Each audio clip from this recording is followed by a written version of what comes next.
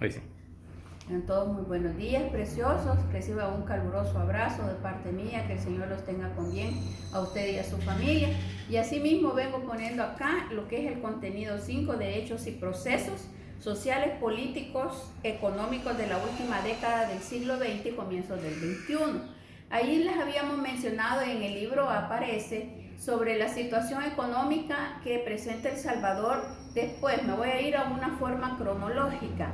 Cuando llega en 1984 el ingeniero José Napoleón Duarte, él emplea el estatismo como un sistema económico.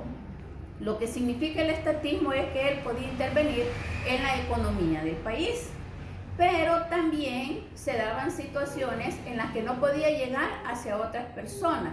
Cuando él deja el poder en 1989, llega el licenciado Alfredo Cristiani, que él emplea otro sistema u otro modelo económico, que es el neoliberalismo. Este neoliberalismo es lo contrario al estatismo, sino que el neoliberalismo consiste en dejar en libertad al empresario para que pueda vender su producto a mejor postor, lo que pueda dar en la venta, y él no tiene, lo que significa el neoliberalismo, no tiene un control estatal en lo que son los precios del mercado.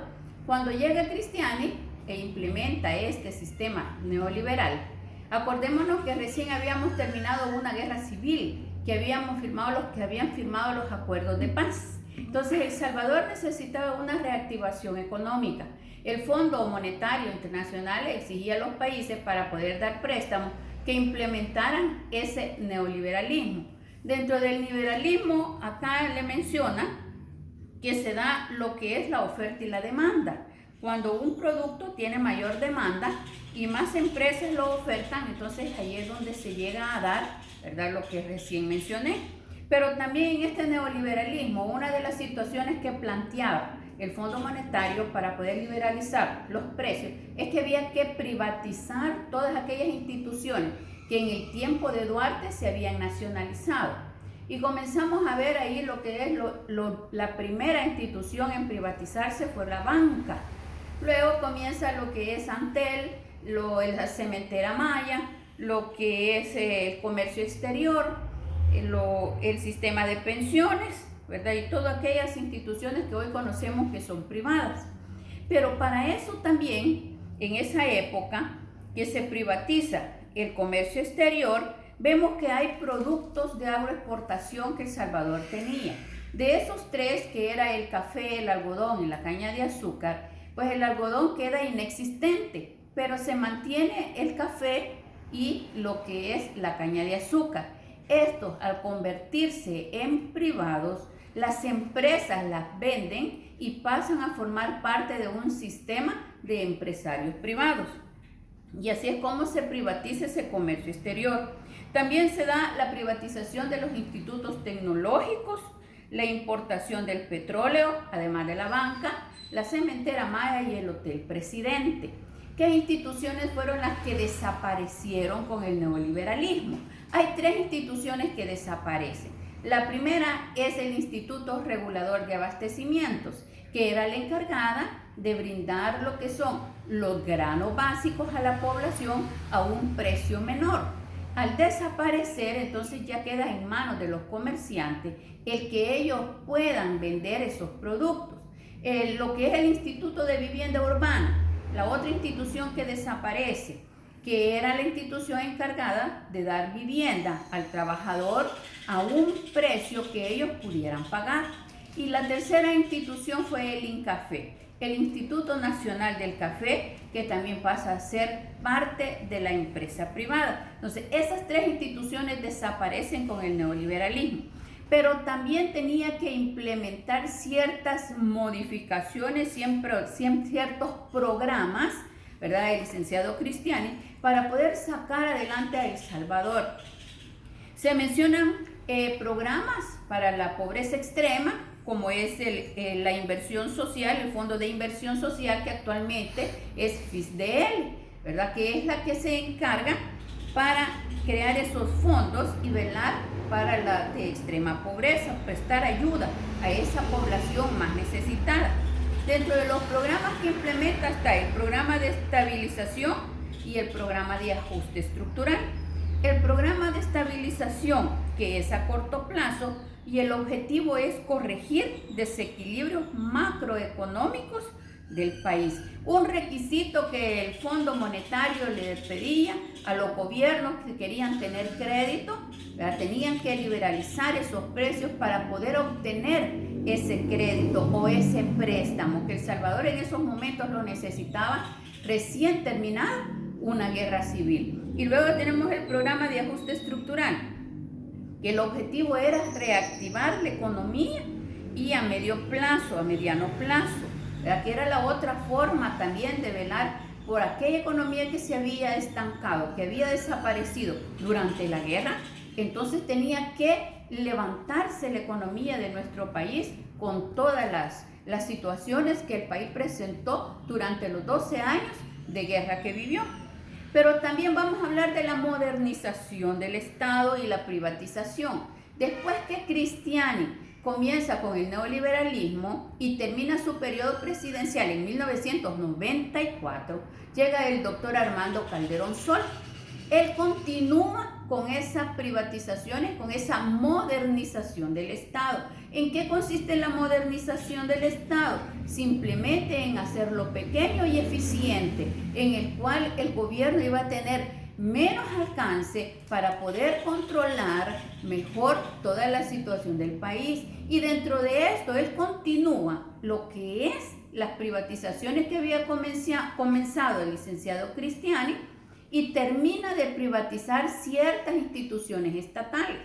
Entre ellas tenemos, además de los que ya mencionamos, de los institutos tecnológicos, la banca, lo que es el Hotel Presidente y todo eso, también se habla de Antel, se habla también del sistema de pensiones que pasó a ser privado, se habla de la energía eléctrica que pasó a ser privada. Entonces vemos cómo con la modernización del Estado, lo que significaba que el aparato estatal fuera más pequeño pero eficiente. Entonces con esto lo que ellos pretendían era que la modernización viniera a hacer que nuestro país tuviera servicios eficientes aunque ya no pertenecieran al Estado. Pero el gobierno decía que era necesario el de modernizar. ¿Y a qué se refería con modernizar? Pues que el país podía insertarse también exitosamente a la globalización económica, que a partir de los años 90 se estaba dando ya esa globalización, lo que es el intercambio no solamente de lo que es el comercio, sino que también la parte financiera. Entonces El Salvador no se podía quedar atrás, tenía que insertarse en ese mundo global. Entonces la modernización viene a ser parte, viene a ser base para que se llegue a dar esa globalización también en El Salvador. Pero hay unas instituciones que han venido a ser el motor del desarrollo económico de nuestro país, como es la empresa privada, ¿verdad? Ellos son los que dan la mayor cantidad de empleo a nuestra población, y entonces por eso se menciona que son el motor del desarrollo de nuestro país. Ahí les había mencionado en la semana anterior hechos sociales y políticos que se dieron. Dentro de los hechos sociales se hablaba del conflicto armado, ¿verdad?, que tuvo nuestro país, pero que cuando se firmaron los acuerdos de paz, ¿verdad?, que llegaron a esa finalización del conflicto, y vemos cómo todos estos problemas tienen que ver con el actuar de nuestra población. Estamos con las remesas. Durante el conflicto armado fue cuando más migraciones se dieron hacia los Estados Unidos. Entonces, las remesas han sido una fuente de ingresos económicos al país, como lo fue en un tiempo el café. Actualmente son las remesas, ¿verdad?, las que tienen que dar la mayor cantidad en la economía de nuestro país. Otro hecho social que ahí le mencionamos, cuando surgieron los grupos denominados maras, que antes de la guerra y durante la guerra no se habían dado. Y los desastres naturales que tuvimos en nuestro país, que vienen a ser parte del deterioro económico de nuestra población más vulnerable, porque los fenómenos naturales de alguna manera también llevan un desastre hacia la población, que es como mencionamos ahí, el huracán Mitch, el Stan, los terremotos ya digamos en en este siglo del 2001, ¿verdad? Lo que era también la erupción del volcán de Santa Ana. Todo eso viene a contribuir para que las personas que vivan en zonas vulnerables se vean más afectadas. Y luego la recesión económica mundial, que afectó directamente la estabilidad del país. Dentro de los hechos políticos, ahí le mencionaba la llegada del licenciado Alfredo Cristiani en 1989 por parte del partido Arena, que toma nuevo rumbo en nuestro país en la economía, implementando el neoliberalismo. En el 1992, cuando estaba todavía de presidente él, se firmaron los acuerdos de paz. En aquellos acuerdos se establecían creación de una nueva Policía Nacional Civil, lo que era la Procuraduría para la Defensa de los Derechos Humanos, el Tribunal Supremo Electoral, la depuración de la Fuerza Armada y la legislación del Frente Farabundo Martí para la Liberación Nacional como partido político. Esos eran en sí los acuerdos de paz que se iban a firmar. Otra situación política, en el 94, cuando llega el doctor Armando Calderón Sol, que continúa las políticas económicas del licenciado Cristiani. Y luego, ya después, cuando él termina su periodo presidencial en 1999, llega el licenciado Francisco Flores, que es el que implementa la dolarización como una medida también para supuestamente beneficiar la economía del país y que el cambio de nuestra moneda no sufriera mayores altercados, en el cual había una deficiencia porque en un tiempo estaba un precio que se mantenía alto, en otro bajaba. Entonces, para poderla mantener a un mismo cambio es que establece la dolarización. Y en el 2004, estando de presidente Elías Antonio Saca, cuando llega a la presidencia, Elías Antonio Saca implementa una reforma fiscal. Creó el plan social llamado Red Solidaria. También creó FOSalud, la gratuidad en el nivel primario en los centros educativos nacionales. También establece el subsidio al transporte y al gas licuado.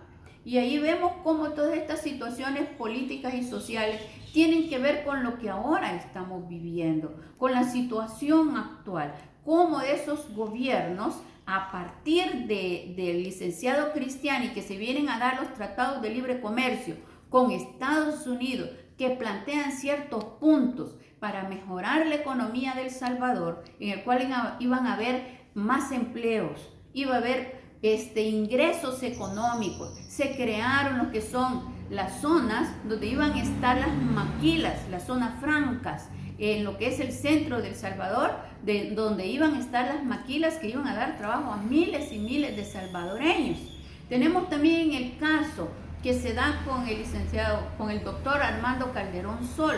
Allí podemos ver una serie de situaciones que se dan también con él en el cambio también de educación, en el cambio del sistema de pensiones, que pasa a ser parte de las AFP, y vemos cómo a través de todos estos gobiernos la economía del país quería mejorar, cada quien con su forma, con su ideología, su forma de pensar, pero en sí lo que ellos vinieron a dar a lo que es la parte y la historia de nuestro país es lo que actualmente llevamos con bien, ya sea con bien o con mal, de alguna manera, ¿verdad? Lo que ellos querían para nuestro país. También se implementó el IVA. Se implementa el IVA primeramente al 10% y luego con Armando Calderón Sol aumenta al 13%, que es lo que tenemos vigente hasta la actualidad, el pago del impuesto al valor agregado. Así es que esto es en sí el tema, ¿verdad?, de todos esos sucesos sociales, políticos y económicos que han presentado nuestro país desde ya por 1900, podríamos decir 90, 1989, cuando llega Cristiani al poder. Acordémonos también que por esa fecha que se da lo que es la caída del muro de Berlín, o sea, lo que llega a su final, el conflicto entre los Estados Unidos y la Unión Soviética, o mejor conocida como la Guerra Fría.